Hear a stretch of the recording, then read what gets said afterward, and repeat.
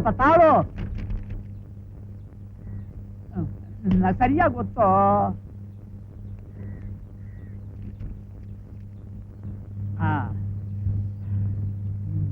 ತಗೊಳ್ಳಿ 500 ರೂಪಾಯಿ. 500. ನಾಳೆ ಕೊಡ್ಲಿಲ್ಲ ಅಂತ ಹೇಳಿರಿ. ತಗೊಳ್ಳಿ. ಬರ್ತೇವೆ ಸ್ವಾಮಿ. ಬರ್ತೀವಿ ಬುದ್ಧಿ. ಓಹೋ ಬಾರಪ್ಪ ದೇವಯ್ಯ, ಬಾ ಕೂತ್ಕೋ. ನಮಸ್ಕಾರ ಬುದ್ಧಿ. ಏನು ಬಂದೆ? 1,000 ರೂಪಾಯಿ ಬೇಕಾಗಿತ್ತು.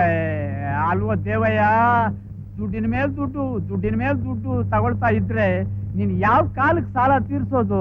ಬುದ್ಧಿ, ಶಿವ ಕಣ್ಬಿಟ್ಟು ಹದವಾಗಿ ಮಳೆಯಾಗಿ ಬೆಳೆ ಕೈಗೆ ಬಂದ್ರೆ ಹಿಂಗಿಸ್ಕೊಂಡಿದ್ದು ಹಿಂಗ್ ಕೊಡಕ್ಕಿಲ್ವಾ?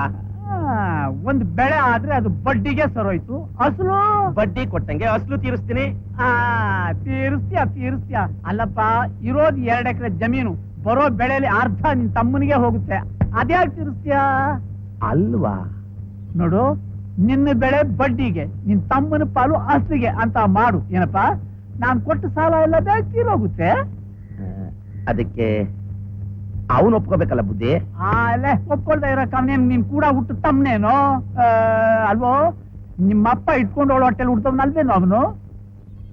ಏನೇ ಆದ್ರೂ ಲೋ ಆನೆ ಹಾಗೆ ಮೈ ಬೆಳೆಸ್ಕೊಂಡಿದ್ಯಾ ಹೊರತು ಇರುವೆಗಿರೋಷ್ಟು ಬುದ್ಧಿನೂ ಇಲ್ಲ ಕಣೋ ನಿನಗೆ.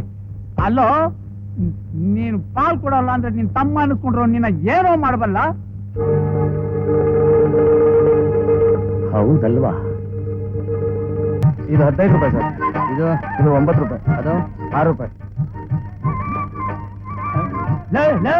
ಪುಟ್ಟಪ್ಪನವ್ರೆ, ಏನ್ ನೀವು ಸಂತೆಗೆ ಬಂದ್ಬಿಟ್ಟಿದ್ದೀರಲ್ಲ? ಹೌದಪ್ಪ, ಈ ಬಡ್ಡಿ ಮಗ ವ್ಯಾಪಾರ ಮಾಡ್ತೀನಿ ಅಂತೇಳಿ ನನ್ನ ಹತ್ರ ಸಾಲ ತಗೊಂಡು 1 ವರ್ಷ ಆಯ್ತು. ಒಂದು ಬಿಡಿಗಾಸುನು ಬಡ್ಡಿ ಕೊಟ್ಟಿಲ್ಲ. ಬರೋವರ ಕೊಡ್ತೀನಿ ಬುದ್ಧಿ. ಹೋಗ. ಏನಪ್ಪಾ ಶ್ರೀಧರ, ಅಲ್ಲ ಕೈಲಿ ಬಳೆ, ಬೊಂಬೆ, ಆಟ ಸಾಮಾನು.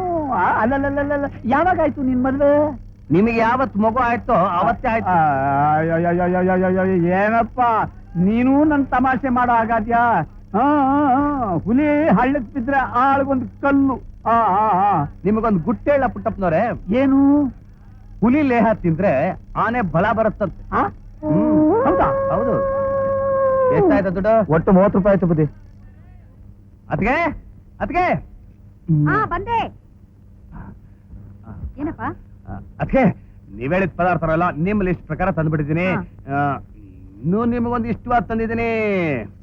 ಕೆಂಪು ಬಳೆ 1 ಡಜನ್, ಪಾಪಗೆ ಗಿಲ್ಕಿ, ಪಾಪಗೊಂದು ಚಿಕ್ಕ ಪಾಪು, ಪೀ ಪೀ ಪೀ ಪೀ ಪೀ. ಈ ಮಗುಗೆ ಇದನ್ನೆಲ್ಲ ಇಟ್ಕೊಂಡು ಆಡೋಕಾಗತ್ತಪ್ಪ? ಮಗು ಆಡ್ದ ನಾನು ಆಡ್ತೀನಿ ಬಿಡಿ.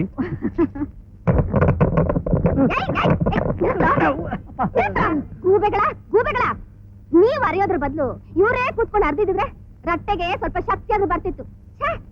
ನಿಜವಾದ ಗಂಡಸಿಗೆ ಲೇಹ್ಯ ಬೇರೆ ಬೇಕಾ? ಎಳ್ರ ಮೇಲೆ ಬೆಳಗಾಗೆದ್ದು ನೀವೇನಾದ್ರೂ ಬಂದು ಕರ್ರ ಅಂತ ಕೊರದ್ರೆ ಇದೇ ಕಲ್ ಮೇಲೆ ನಿಮ್ಮನ್ನ ಹಾಕ್ಬಿಟ್ಟು ನಾನು ಅರ್ದು ಬಿಡ್ತೀನಿ. ಎದೋಳ್ರ ಮೇಲೆ ಬಿಡ್ರಿ, ಎದೋಳ ಮೇಲೆ ನಾಳೆ ಎದ್ದೋಳ ಅಂದ್ರೆ ಇನ್ನೊಂದ್ಸಲ ಈ ಕಡೆ ಬಂದ್ ನೋಡ್ರಿ. ಎಲ್ಲ ಅರ್ಧಕ್ಕೆ ನಿಂತೋಯ್ತಲ್ಲ. ನಾನೇ ಕೂತ್ಕೊಂಡು ಅರಿತೀನಿ. ಅಯ್ಯೋ, ಮತ್ತೆ ಶುರು ಆಯ್ತಾ ಕರ್ರ.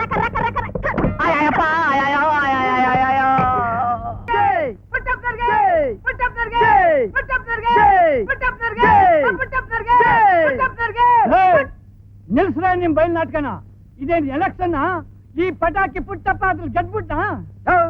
ಗೆದ್ದಕ್ಕೆ ಕಡೆ ಗದ್ಗೆ ಮೇಲೆ ಇರ್ತಿರೋದು. ಬಾರ ಯಾ ಕಡೆ. ಇಳಿರಿ ಕೆಳಕ್ಕೆ. ಯಾಕಯ್ಯ ಇಳಿಬೇಕು? ಇದು ರಾಮಣ್ಣ ಅವ್ರು ಕೂತ್ಕೊಳ್ಳೋ ಜಾಗ. ಹೋಗ್ರೋ ಮಂಕ ತಿಂಡಿಗಳ. ಅವನಿಗೇನ್ರೋ ಗೊತ್ತು? ಲೋಕಜ್ಞಾನ ಇಲ್ದಿರೋ ಚಿಳ್ಳೆ ಪಿಳ್ಳಿಗಳೆಲ್ಲ ಪಂಚಾಯತಿ ಕಟ್ಟೆ ಹತ್ತಿ ನ್ಯಾಯ ತೀರ್ಮಾನ ಮಾಡಕ್ ಶುರು ಮಾಡ್ಬಿಟ್ರೆ ಆ ಧರ್ಮದೇವತೆ ಒಂಟಿ ಕಾಲ್ನಲ್ಲಿ ಕುಂಟೆ ಬಿಲ್ಲೆ ಆಡ್ಬೇಕಾಗುತ್ತೆ ಕಣ್ರ. ಕುಂಟೆ ಬಿಲ್ಲೆ ಗೊತ್ತಾ? ನಮ್ ರಾಮಣ್ಣವ್ರ ಬಗ್ಗೆ ಇಷ್ಟು ಕೇವಲ ಮಾತಾಡಿದ್ರೆ ನಾವು ಸುಮ್ಮನೆ ಇರಕ್ಕಿಲ್ಲ. ಮರ್ಯಾದೆಯಿಂದ ಕೆಳಗೆ ಇಳಿಲೇಬೇಕು. ಇಳಿಬೇಕು ಅಂದ್ರೆ ಕೆಳಗೆ ಇಳಿಲೇಬೇಕು. ಇಳಿಯೋಲ್ಲ ಅಂದ್ರೆ ಇಳಿಯೋಲ್ಲ. ಏನ್ರ ಮಾಡ್ತೀರಾ?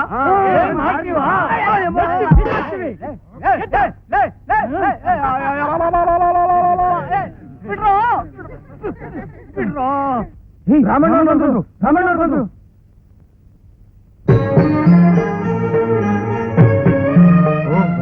ಬೇಕು ರಾಮಣ್ಣ ಅವರು. ಬನ್ನಿ. ನಮಸ್ಕಾರ ರಾಮಣ್ಣ ಅವರೇ. ಎಲ್ಲಿ ಜಾಗ ಬಿಡಿ, ಜಾಗ ಬಿಡಿ. ಕೂತ್ಕೊಳ್ಳಿ ರಾಮಣ್ಣ ಅವರೇ.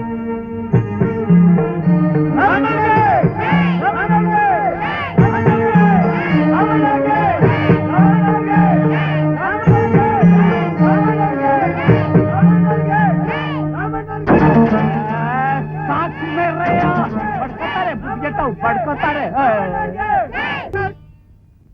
ಅಲ್ಲ, ಅಷ್ಟು ದೊಡ್ಡ ಮನುಷ್ಯನ ಮರಣ ಮಾಡಿ ದೇವಸ್ಥಾನದ ಧರ್ಮದರ್ಶಿಯನ್ನಾಗಿ ಮಾಡ್ತೀನಿ ಅಂತ ಹೇಳಿ ಅವರ ಖರ್ಚಿನಲ್ಲೇ ಊರ ದೇವರಿಗೆ ಕಿರೀಟನೂ ಮಾಡಿಸ್ಕೊಟ್ಟು ಅವ್ರ ಮರ್ಯಾದೆನೂ ಕಳೆದು ನೀವು ಮರ್ಯಾದೆ ಕಳ್ಕೊಂಡು ಬಂದಿದ್ದೀರಲ್ಲ, ನಿಮಗೇನ್ರಿ ಬಂದಿದೆ ದೊಡ್ಡ ರೋಗ? ಕಾಮು, ನನಗೆ ಆ ರೋಗ ಈ ರೋಗ ಅಂತ ರಾಗ ಎಳಿಬೇಡ. ನನಗೆ ಯಾವ ರೋಗವೂ ಇಲ್ಲ. ನಾನು ಕಷ್ಟಪಟ್ಟು ಪಂಚಾಯತಿ ಕಟ್ಟೆ ಹತ್ತಿದಾಗ ನನ್ನ ಕೆಳಗೆಳೆದಾಕಿ ಅವಮಾನ ಮಾಡಿದ್ರಲ್ಲ, ಅದ್ರ ಸೇಡ್ ತೀರಿಸ್ಕೊಳ್ತಾ ಇದ್ದೀನಿ. ರತ್ನನ್ನ ಅವ್ರಪ್ಪ ಮನೆಗೆ ಎಳ್ಕೊಂಡೋದ.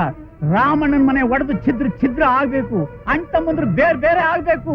ನಾನ್ ನೆಟ್ಟಿರೋ ವಿಷ ಬೀಜ ಬೆಳೆದ ವೃಕ್ಷ ಆಗ್ಬೇಕು. ಅದನ್ನ ನೀನ್ ನೋಡ್ತಾ ಇರು. ರೀ, ಈ ಹಳ್ಳಿಗೆಲ್ಲ ಒಬ್ರೇ ಗಂಡು, ಬಹದ್ದೂರ್ ಗಂಡು. ಯಾವನೇ ಅವನು? ನಾನಲ್ದೆ ಈ ಹಳ್ಳಿಲಿ ಇನ್ನೊಬ್ಬ ಬಹದ್ದೂರ್ ಗಂಡು. ರಾಮಣ್ಣನವರೇ ಕಣ್ರಿ ನಿಜವಾದ ಗಂಡು. ರೀ, ಅವರು ರುದ್ರಯ್ಯನವ್ರ ಮನೆಗೆ ಹೋಗಿ ಅವ್ರ ಆಳು ಕಾಳನ್ನ ಚೆನ್ನಾಗಿ ತದಕಿ ರತ್ನಮ್ಮನವ್ರನ್ನ ಮನೆ ಕರ್ಕೊಂಡ್ ಬಂದಿದ್ದಾರೆ. ನೀವಿಟ್ಟು ಪಟಾಕಿಯಿಂದ ಪಾಪ ಆ ರುದ್ರಯ್ಯ ಚೆನ್ನಾಗಿ ಚರ್ಚಿಸ್ಕೊಂಡ. ಈ ಕಿತಾಪತಿ ನಿಮ್ಮದೇ ಅಂತ ಏನಾದ್ರೂ ಗೊತ್ತಾಗಬೇಕು. ನಾನೇನು ಹೇಳಿ, ನಿಮ್ಮ ಗತಿ ದೇವ್ರೇ ಗತಿ. ಮೈಗೆಲ್ಲ ಲೇಹ್ಯ ಹಚ್ಕೊಂಡು ತಲೆಗೆಲ್ಲ ತೈಲ ತಿಕ್ಕೊಂಡು ಅಂತ ಬಾಯ್ ಬಡ್ಕೊಳ್ಳಿ. ಯಾರಾದ್ರೂ ಹಿರಿಯರು ಈ ಸ್ಥಾನದಲ್ಲಿ ಕೂತ್ಕೊಳ್ಳೋದೇ ಸೂಕ್ತ ಅಂತ ರಾಮಣ್ಣವರೇ ಹೇಳಿರೋದ್ರಿಂದ ಈ ಸ್ಥಾನದಲ್ಲಿ ನಾನು ಕೂತ್ಕೋತಿದ್ದೀನಿ. ನೀವ್ಯಾವ ದೊಡ್ಡ ಮನುಷ್ಯರು ಯಾವ ಸ್ಥಾನದಲ್ಲಿ ಕೂತ್ಕೊಳ್ಳೋದಕ್ಕೆ? ಇಳಿರಿ ಕೆಳಗೆ. ಅದೆಲ್ಲ ಸರಿ ಇಲ್ಲ. ಅವರು ಹಿರಿಯರು, ಅದೇನ್ ತೀರ್ಮಾನ ಮಾಡ್ತಾರೋ ಮಾಡ್ಲಿ. ಸ್ವಾಮಿ, ತಾವ್ ಮಾತಾಡಿ. ಅಮ್ಮ ರತ್ನಮ್ಮ, ನೀನ್ ತಂದಿರೋ ದೂರು ಏನು ಅನ್ನೋದನ್ನ ಎಲ್ಲರೂ ತಿಳಿಯೋ ಹಾಗೆ ಸ್ಪಷ್ಟವಾಗಿ ಹೇಳಮ್ಮ. ಅದೇನಿದ್ರು ನಾನ್ ಪರಿಹಾರ ಮಾಡ್ತೀನಿ. ನನ್ನ ಗಂಡನಿಗೆ ಸೇರ್ಬೇಕಾಗಿರೋ ಪಾಲನ್ನ ನಮ್ ಭಾವನವರಿಂದ ಕೊಡಿಸ್ಕೊಟ್ರೆ ನಾನು ನನ್ನ ಗಂಡ ನೆಮ್ಮದಿಯಾಗಿ ಬೇರೆ ಸಂಸಾರ ಮಾಡ್ಕೊಂಡಿರ್ತೀವಿ. ಏನಮ್ಮ, ಇದು ನಿನ್ನ ಅಭಿಪ್ರಾಯ ಮಾತ್ರನೋ ಇಲ್ಲ ನಿನ್ ಗಂಡನ ಅಭಿಪ್ರಾಯನೂ ಇದೇನೋ? ನನ್ನ ಅಭಿಪ್ರಾಯನೂ ಅದೇ, ನಮ್ಮ ಯಜಮಾನ್ರ ಅಭಿಪ್ರಾಯನೂ ಅದೇ. ಅಣ್ತಮ್ಮಂದ್ರು ಪಾಲಾಗ್ಬೇಕು ಅನ್ನೋದು ಹಿಂದಿನಿಂದಲೂ ಪಂಚಾಯತಿಗೆ ಬಂದು ಸಾಮಾನ್ಯವಾದ ವಿಷಯ. ಅಂದಾಗಿ ಹೀಗೆ ಎಷ್ಟೋ ಸಲಾನು ಪಾಲ್ ಮಾಡಿಕೊಟ್ಟಿದ್ದೀವಿ. ಈಗ ರತ್ನಮ್ಮ ತನ್ನ ಗಂಡನಿಗೆ ಸೇರಬೇಕಾದ ಪಾಲನ್ನು ಕೇಳೋದ್ರಲ್ಲಿ ತಪ್ಪೇನು ಇಲ್ಲ ಅನ್ನೋದೇ ನಮ್ಮ ಅಭಿಪ್ರಾಯ. ಅಂದಾಗೆ ರಾಮಣ್ಣವ್ರ ಅಭಿಪ್ರಾಯ ಹೇಗೆ? ನನಗೆ ಒಪ್ಪಿಗೆ ಇಲ್ಲ ಸ್ವಾಮಿ. ಯಾಕಯ್ಯ ಒಪ್ಪಿಗೆ ಇಲ್ಲ? ನಿನಗೆ ಒಂದ್ ನ್ಯಾಯ, ಊರಿಗೆ ಒಂದ್ ನ್ಯಾಯನಾ? ಸಾಕ್ ಸುಮ್ನಿರ್ರಿ. ನಮ್ ರಾಮಣ್ಣವ್ರು ಏನ್ ಹೇಳ್ತಾರೋ ಅದೇ ನಮ್ ನ್ಯಾಯ. ಮುಚ್ಚ ಬಾಯಿ. ಬುದ್ಧಿ ಇದೆಯೇನೋ ನಿನ್ಗೆ? ನಿನ್ ತಮ್ಮ ನಿನ್ ಆಸ್ತಿ ಭಾಗ ಕೇಳ್ದ ಅಂತ ಇದೇ ರಾಮಣ್ಣನಪ್ಪ ಭಾಗ ಮಾಡ್ಕೊಡ್ತಿಲ್ಲ. ಆಮೇಲೆ ನೀನ್ ತರಲೆ ಮಾಡಿದೆ ಅಂತ ಇದೇ ರಾಮಣ್ಣ ನೀನ್ ಹಿಡ್ಕೊಂಡು ತದಕ್ಲಿಲ್ಲ. ಈಗ ಅವನ ಪರವಾಗಿ ವಾದಿಸ್ತಾ ಇದೀಯಾ? ಸಾಕ್ ಸುಮ್ನಿರಿ, ಕಂಡಿದ್ದೀನಿ. ಆ ಹಳೆ ಪುರಾಣ ಎಲ್ಲ ಈಗ ತೆಗಿಬೇಡಿ. ದೇವಯ್ಯ, ಯಾಕೆ ಸುಮ್ಮನೆ ದುಡುಕ್ತೀಯಾ? ಸಮಾಧಾನವಾಗಿರು. ಅವ್ರು ಹೇಳಿದ ತಕ್ಷಣ ಆಸ್ತಿ ಪಾಲಾಗಿ ಹೋಯ್ತಾ? ಅದಕ್ಕೆ ನಾನು ಒಪ್ಬೇಡ್ವಾ? ಅದಷ್ಟು ಸುಲಭನಾ? ಬರ್ಲಿ ನನ್ನ ತಮ್ಮ ಮಾತಾಡೋಣ. ಅವ್ರು ಯಾವ ಕಾರಣಕ್ಕೂ ಇಲ್ಲಿಗೆ ಬರೋದಿಲ್ಲ. ಎಲ್ಲ ಜವಾಬ್ದಾರಿಯನ್ನು ನನಗೆ ವಹಿಸ್ಕೊಟ್ಟಿದ್ದಾರೆ. ಯೋ ರಾಮಣ್ಣ, ಇವತ್ತಲ್ಲ ನಾಳೆ ಅವನು ನೀನು ಅಣ್ತಮ್ಮಂದ್ರೆ ಕಣಯ್ಯ. ಇಂಥ ಸಣ್ಣ ವಿಷಯಕ್ಕೆಲ್ಲ ಯಾಕಯ್ಯ ದ್ವೇಷ ಬೆಳೆಸ್ಕೋಬೇಕು? ಅನುಮಾನ ಇಟ್ಕೊಳ್ದೆ ಪಾಲ್ ಮಾಡ್ಕೊಡಕ್ಕೆ ಹೂವನ್ನು. ರಾಮಣ್ಣವ್ರೆ, ಪುಟ್ಟಪ್ಪನವ್ರು ಹೇಳೋ ಮಾತು ಸರಿಯಾಗಿದೆ. ಮನೇಲಿ ಒಬ್ರಿಗೊಬ್ರು ಸರಿ ಇಲ್ದೇ ಇರೋವಾಗ ಭಾಗ ಆಗೋದೇ ಒಳ್ಳೇದು. ಸರಿಯಲ್ವೇ ರಾಮಣ್ಣವ್ರೆ?